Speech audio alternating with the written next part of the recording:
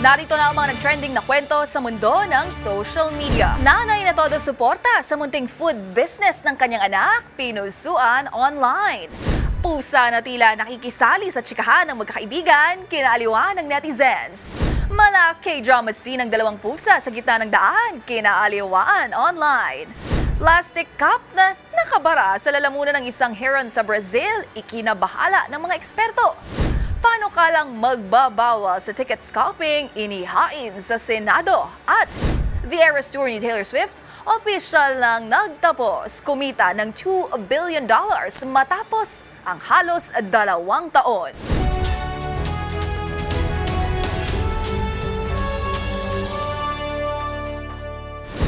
Sure ako ang lahat ng kwento o viral video ay hindi umabot sa wall mo at mga trending na hindi mo akalain, yun pala ang totoong kwento.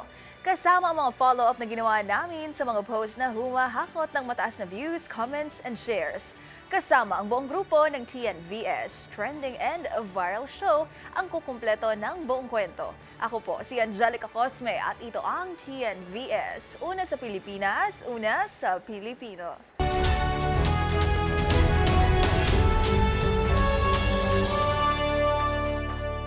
Para sa ating unang trending story, Best Mother Ever! Mula sa loob ng sinapupunan hanggang sa paglaki ng kanyang mga anak, mananatiling ina ang ilaw ng tahanan habang ito ay nabubuhay. Patunay rito si Nanay Edna na all out at hands-on ang suportang ipinamalas para sa munting negosyo ng kanyang anak. Sa sobrang sipag nito, aakalain mong siya mismo ang nagpapatakbo ng naturang negosyo. Ang kwento sa likod ng viral video tinutukan ni Arnold Herrera.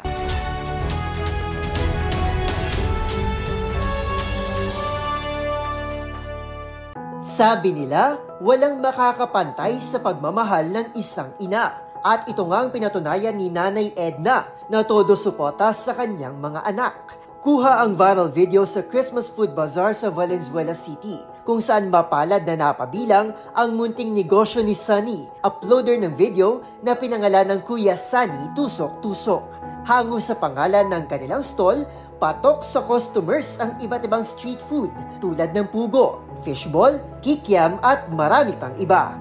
Last year lang daw nabuo ang kanilang munting negosyo, kaya malaki rin ang pasasalamat nila sa Valenzuela LGU sa pagkakabilang nila sa bazaar. Kwento sa akin ni Sunny, silang magkakapatid lang talaga ang nagtutulungan para itaguyod ang kanilang negosyo, kaya hindi niya naiwasang maantig nang walang pag-aatuguling umalalay ang kanyang ina na si Nanay Edna noong nagkataon na walang tatao sa kanilang stall.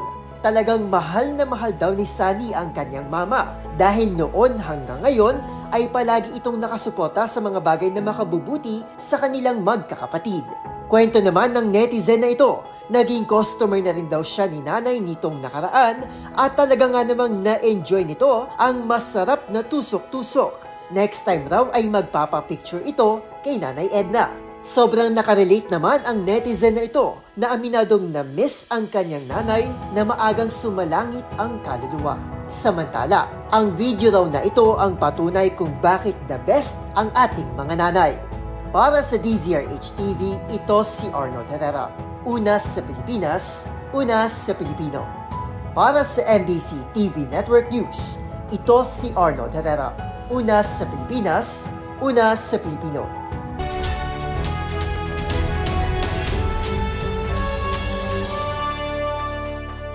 Para sa ating next viral story, Meow Rites! Good vibes ang hatid ng pusa na ito matapos makisali sa tsikahan ng isang grupo ng magkakaibigan. Sa video, makikita kung paanong interesado itong makinig habang nagbabatuhan ng kwento ang dalawang tao sa kanyang gilid. Ang mga pangyayari tinutukan ni Millie Borja.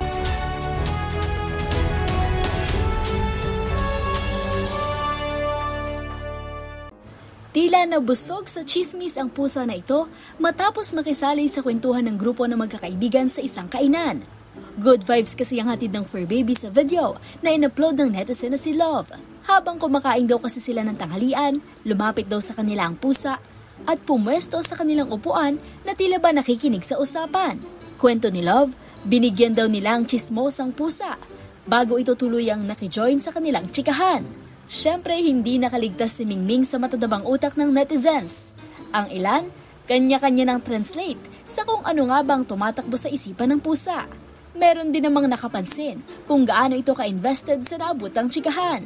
Ang viral video, umabot na sa higit 100,000 hearts, 47.6k shares, at halos 500,000 views sa TikTok. Para sa DZRH TV, ito si Mili Borja, una sa Pilipinas, una sa Pilipino.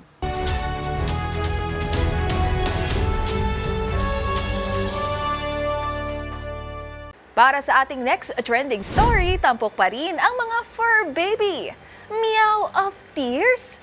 Hindi nakaligtas sa mata ng netizens ang tila mala-Korean drama scene ng dalawang pusang ito na parang nag-aaway sa gitna ng kalsada. Kahit pang dalawang driver ng sasakyan, alam ang kanilang assignment na respetuhin ang umano'y privacy ng dalawa. Ang naging malikot na isipan ng mga netizens sa nakuha ng eksena, tutukan sa trending report ni James Galange.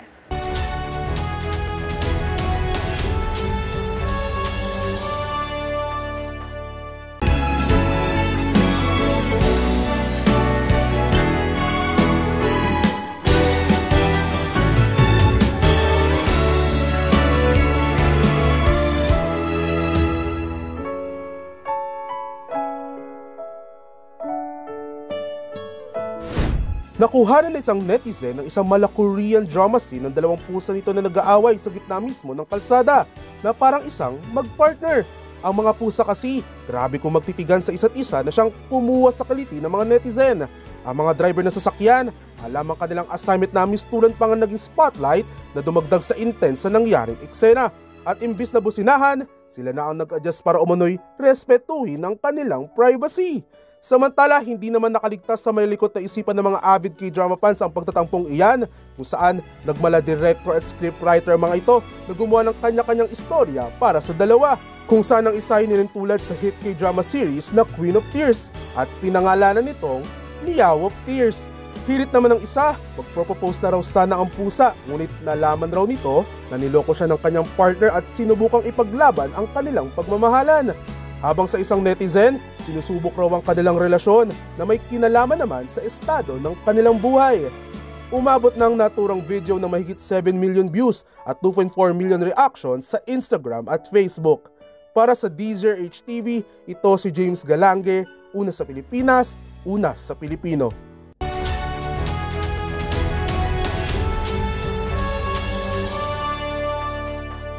Para sa ating next viral story, heron needs help. Isang heron na namataan sa gilid ng ilog sa Rio de Janeiro sa Brazil ang nakakuha ng atensyon ng mga eksperto. Ang dahilan, hindi dahil sa makapigil hininga nitong ganda o sa kakaiba nitong kakayahan, kundi dahil sa nakita nilang buong plastic cup na nakabara sa lalamunan nito. Ang kapalaran ng ibon kung sakaling hindi ito matanggal at ang mga angkop na aksyon ng mga local environmentalists sa bansa, alamin sa trending report ni Rose Babiera.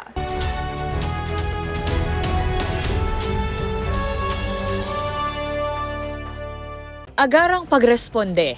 Ito ang kasalukuyang tinututukan ng mga veterinaryo sa Brazil matapos nitong mamataan ang isang heron na may nakabarang isang buong plastic cup sa lalamunan nito sa gilid ng ilog sa Rio de Janeiro. Sa pagtatansya ng mga eksperto, posibleng mamatay ang hayop kung sakaling umabot sa ilang araw at hindi pa ito natatanggal. Ayon sa isang biologist na si Jefferson Pires, hindi na bago ang kaso ng mga plastik na natatagpuan sa loob ng tiyan ng mga hayop. Ngunit, ito ang unang pagkakataon na nakakita sila ng isang malaking plastic cup na nakabara sa lalamunan ng isang ibon kagaya na lamang ng sa heron. Dagdag pa niya, posibleng hindi makakain ng heron dahil dito at maaari itong manghina at tuluyang mamatay sa loob lamang ng 5 araw. Sa ngayon, nagtutulungan ng mga veterinaryo sa bansa para sagipin ang ibon. Pinaplano pa ang paghuli sa kaawa-awang heron. Tinitingnan na maaari itong mangyari sa panahong ito ay nanghihina na para hindi na ito pumiglas pa. At mula rito, tsaka ito sasailalim sa isang surgery para tuluyang tanggalin ang plastic cup. Para sa DZRH TV, ito si Rose Babiera. Una sa Pilipinas, una sa Pilipino.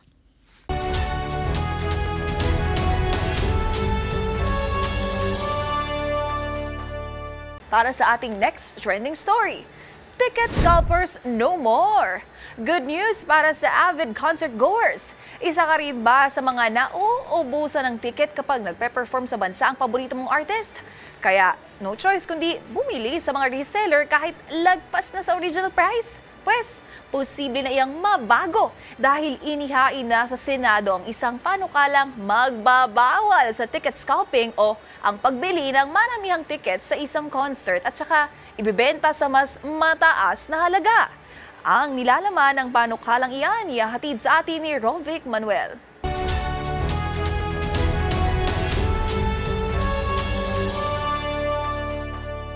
Ang maka-attend ng concert ng mga paborito nating artist ay isa sa mga hinahangad o pangarap bilang mga fans. Kaya nga sa online ticket selling, hours before pa lang ay nakahanda na ang mga gadgets ng iilan na minsan dala-dalawa pa para makauna lang sa pagbili. Ngunit hindi maiiwasan na bigong makabili ang ilan dahil sa online traffic o kaya naman ay nauubusan na sila ng tickets. Ang choice tuloy ay pumatol sa ticket scalpers. Ang ticket scalpers ay tawag sa mga taong bumibili ng concert tickets, ngunit imbis na gagamitin para manood, ay ibinibenta na ito sa mga nais manood ng concert, ngunit sa mas mataas na halaga. Ang ganyang sistema ay maaari nang mawala dahil inihain na sa Senado ang panukalang Anti-Ticket Scalping Act o ang Senate Bill No. 2873. Ayon sa naghain nito na si Senator Mark Villar, ipagbabawal na sa batas ang pagbenta, pag-hoard, pag-offer o pag-distribute ng mga concert ticket kung walang permiso mula sa organizer upang muling ibenta. Maaaring maharap sa multa at pagkakakulong ang parusa rito depende sa offenses. Samantala, may ilang ordinansa nang ipinapatupad laban sa ticket scalping sa ilang lugar tulad ng Quezon City at sa Pasay City. Para sa DZRH TV, ito si Rovic Manuel, una sa Pilipinas, una sa Pilipino.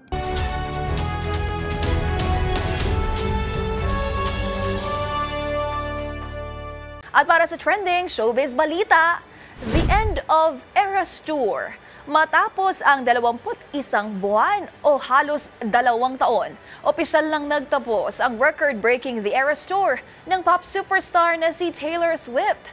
Batay sa report, ang umarangkadang 149 shows ng award-winning singer-songwriter kumita ng $2 bilyong.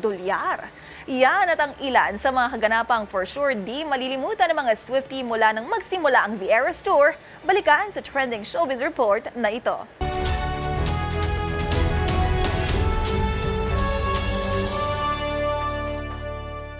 Opisyal lang nagtapos ang record-breaking The Eras Tour ni pop superstar Taylor Swift. Ang final show nangyari sa BC Place Stadium sa Vancouver. At sa kabuuan, tumabo lang naman ng $2 billion ang umarangkadang 149 shows ni Taylor base sa higit 10 milyong tickets na naibenta sa loob ng halos 2 taon o mula noong umarangkada ito March 2023 sa Arizona hanggang itong December 8. Magunita na sa gitna ng kanyang tour, inilabas ng award-winning singer-songwriter ang re-recorded Taylor's version ng Speak Now at 1989. And last April, humabol pa sa setlist ng The Eras Tour ang mga kanta sa ilalim ng kanyang The Tortured Poets Department album. Nagkaroon din ito ng concert film, The Eras Tour book at vinyl.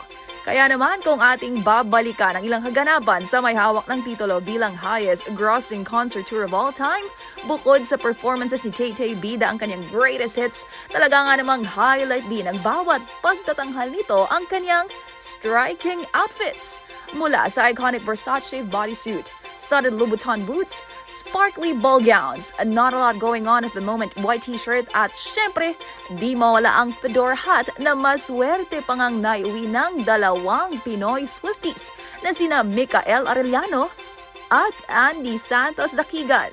Marami ring local celebs ang bumiyahe pa abroad para mapanood ang The Eras Tour. Kabilang na riyan sina Ann Curtis, Catherine Bernardo, Heart Evangelista, Kim Chiu at Andrea Brillantes.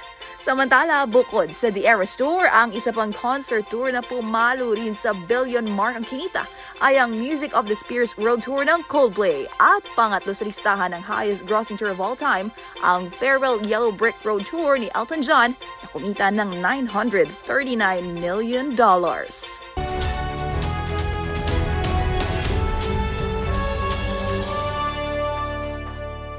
Isa na namang episode ng mga nagpa-wow, kinagiliwan at iba't ibang mga insidente ng mga nag-viral na kwento ang ating napanood. Kaya naman, kung meron din po kayong mga katulad na istorya, ay i-share nyo na yan sa ating comment section o kaya naman itag nyo rin kami sa TikTok at DZRH News. At yan ang mga kwento sa likod ng mga nagpa-viral na video kasama ang buong grupo ng TNVS Trending and a Viral Show. Assignment po namin na kapag may nag-trending, aalamin, bubuuin na follow-up namin ang mga detalye para kapag nakita mo ang viral video na may nag-share, ikaw na ang magdagdag ng mga impormasyong nalaman mo sa TNVS Trending and a Viral Show. Mula sa kauna-unahan sa Pilipinas, DZRH, ako po si Angelica Cosme. Una sa Pilipinas, una sa Pilipino.